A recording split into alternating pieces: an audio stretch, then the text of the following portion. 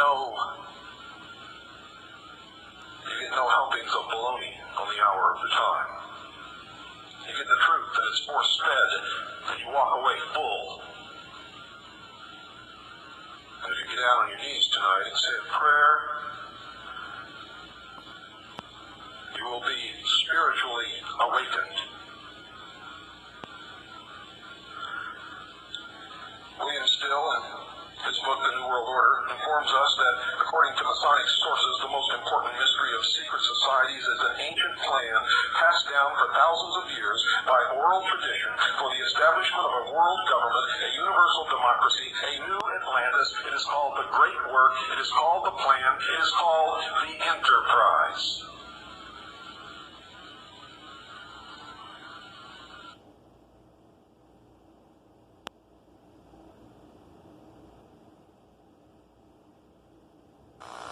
I've spoken of 1,000 points of light, all the community organizations that are spread like stars throughout the nation doing good. We will work hand in hand, encouraging, sometimes leading, sometimes being led, rewarding. We will work on this in the White House, in the cabinet agencies.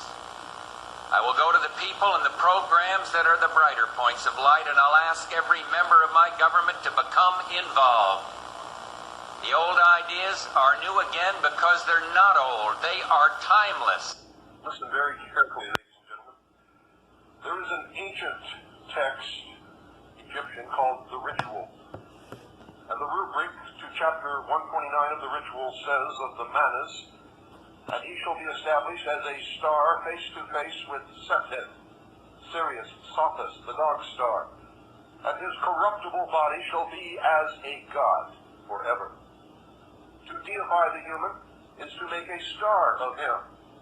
The Manas himself prays, chapter 102, let me be among the stars that never rest. It is promised in chapter 164 that he shall become a star of heaven. The Osiris Nu pleads in chapter 188, may I enter into the house of his body, which behold, hath become one of the starry gods, one of the 1,000 points of light. Thou seizest the hands of the imperishable stars, for behold, thou art one of the gods. There have been many forms of Freemasonry in the past because men of other days did not have Bibles on their altars or conduct their ceremonies in precisely the same manner as Freemasons of today, and it's no reason for repudiating them and claiming that their observance is related to something else, because the Brotherhood has always been the same. It has existed under many different names and many different occupations, and that's why it is difficult for those who are easily deflected from their goal in research away from the path. And they say, well, it ends here, so it could not have stemmed from ancient times. It was started in this lodge in England, because they can't find anything before that that was known as Freemason. The thread that we have followed has not been the name, ladies and gentlemen, nor the occupation of Masonry, but the principles and ideals and beliefs and the hidden secret religion and the scientific bent of this group.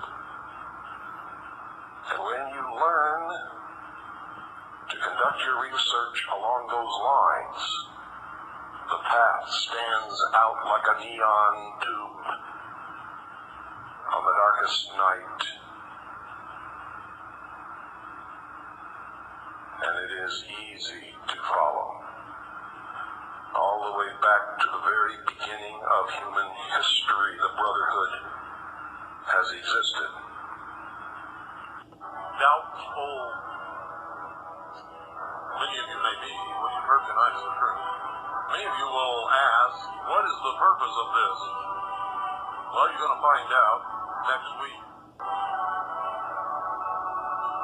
That the ancient religion that we're studying is still practiced today by many who hold a terrible power over us within our own government and in governments around the world.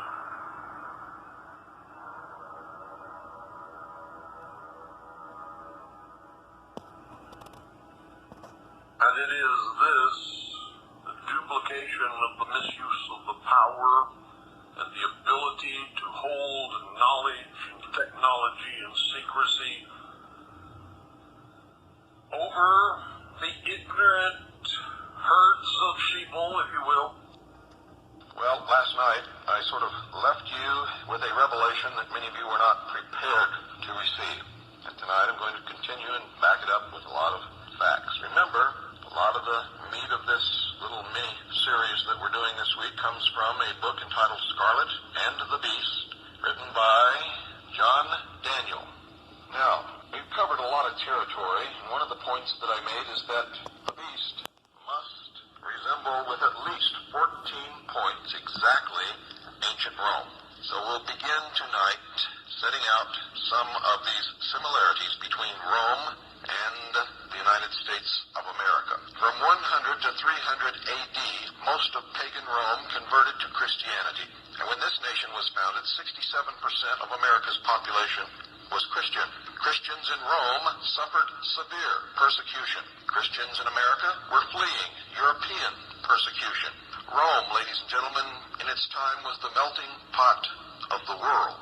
And today, one of the well-known phrases is that America is the melting pot of the world. Rome was a democracy based upon a two-party system, the optimates and the populares. And the United States of America, they say, is a democracy. It was really founded as a republic, but today, a democracy based upon a two-party system, the Democrats and the Republicans. Rome had a divided balance of power, the Roman tribune and his Senate. America has a divided balance of power, the American president and his Congress. Rome was based on specific laws. They had 12 tables. America is based on specific laws, our Constitution. Rome protected the rights of its citizens. America, up until recently, protected the rights of its citizens. In Rome, all men were equal. That was the international law of Rome. In America, all men are equal according to the Declaration of Independence. But let me set that straight. All men in the Declaration of Independence were created equal. All men are not equal. And in Rome, all men, even though they said they were equal, were not. Those are facts. Look in history and you will see. Rome had a sordid history of slavery.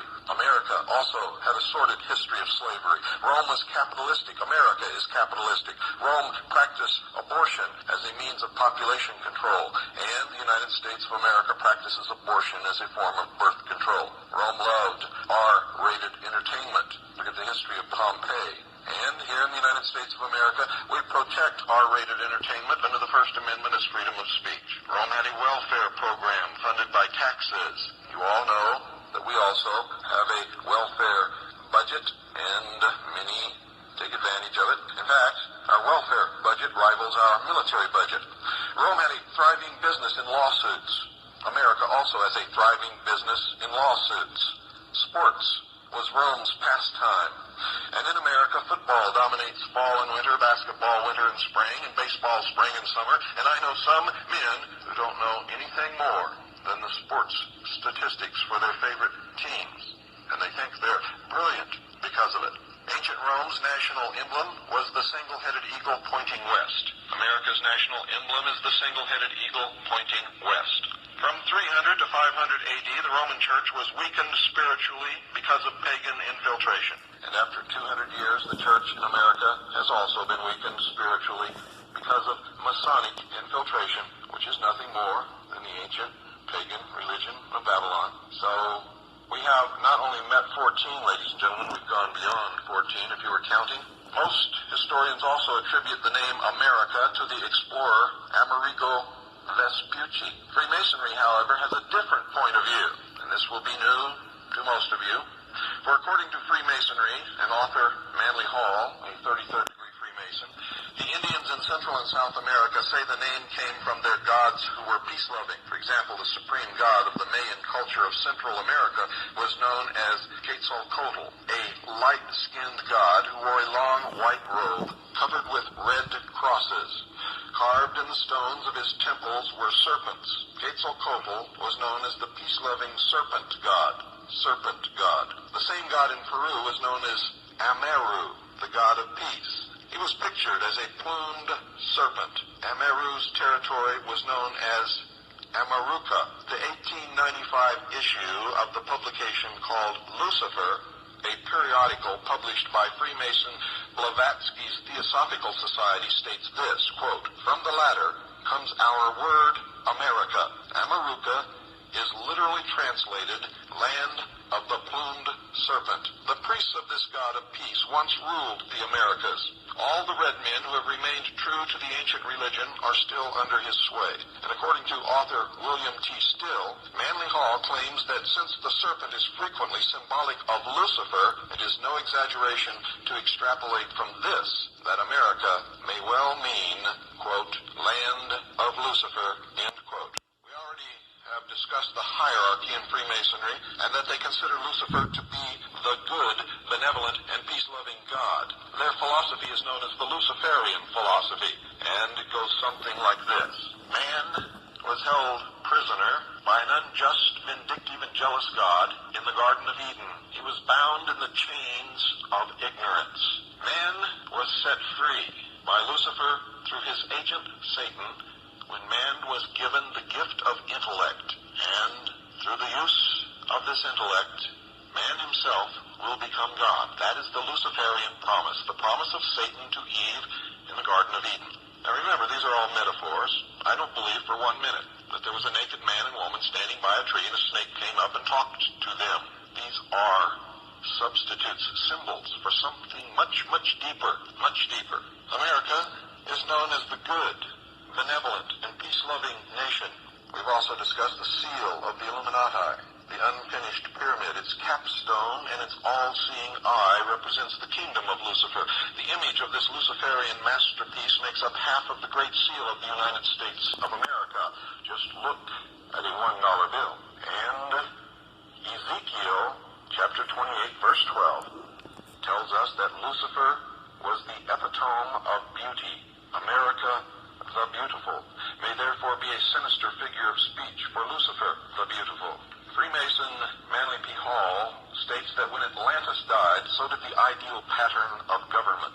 According to Hall, the League of 10 Kings is part of the secret doctrine preserved by secret societies through their oral traditions. Hall believes that when the unifying force of the 10 Kings was broken, destruction automatically followed. So complete was this destruction, he writes, that men forgot there is a better way of life and accepted the evils of war and crime and poverty as inevitable. The old Atlantis is gone, dissolved in a sea of human doubts, but the philosophical empire would come again as a democracy of wise men. This connects directly with the protocols of the wise men of Sion. Freemasonry planned long ago to philosophically raise Atlantis out of the sea, and in this new land reestablish democracy as a new world order, Novus Ordo Seclorum. Masonic author George H. Steinmetz confirms in Freemasonry its hidden meaning that the democratic philosophy of Freemasonry has been traced back to the lost continent of Atlantis. He attempts to prove that Atlantis was a Masonic society by suggesting that the destroyed temples of Upper Egypt are all part of that Atlantean destruction. There, in Egypt, we find their ruined temples, which compared with our lodge rooms, have similar floor plans, the same dark north, and many of the same emblems. And remember, in the Lion King, to the north was darkness and desolation. Finally, Steinmetz says that one cannot understand the universality of Freemasonry without accepting the Atlantean account. Hall concurs. Masonry is a university teaching the liberal arts and sciences of the soul to all who will attend to its words.